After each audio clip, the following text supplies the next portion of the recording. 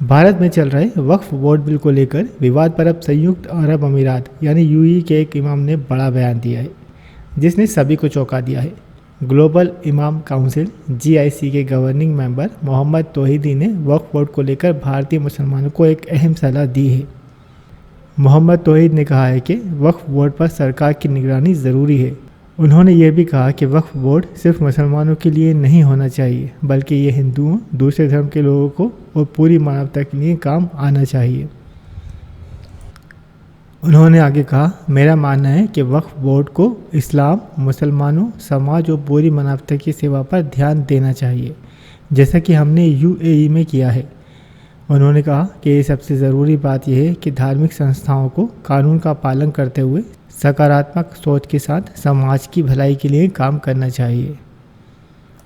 उन्होंने यूएई के वक्फ बोर्ड की मिसाल देते हुए कहा कि वो कानूनी रूप से मजबूत है, समाज में उन्हें बहुत सम्मान मिलता है और ये बोर्ड देश के मुस्लिम धार्मिक ढांचे का अलग अलग हिस्सों में बेहतरीन तरीके से संचालन करता है।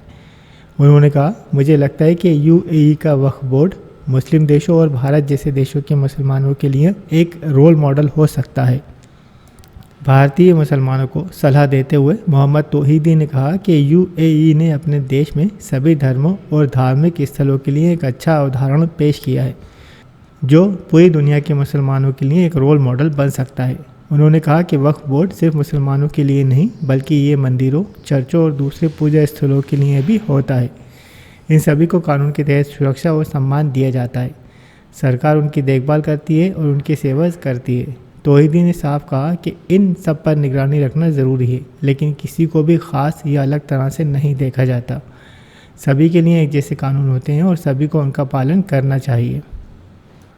तो दोस्तों, ये था मोहम्मद तौहीदी का नज़रिया जो वक्फ बोर्ड के ऊपर था, और उन्होंने अपने यूएई के वक्फ बोर्ड की मिसाल देते हुए दुनिया भर के मुसलमानों का ध्यान अपनी तरफ आकर्षित किया है।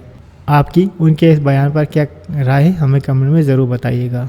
ये और ऐसी अन्य न्यूज़ के लिए हमसे जुड़ना ना भूलिएगा। हम फिर मिलते हैं अगले वीडियो में, तब तक अपना बहुत बहुत ख्याल रखिएगा।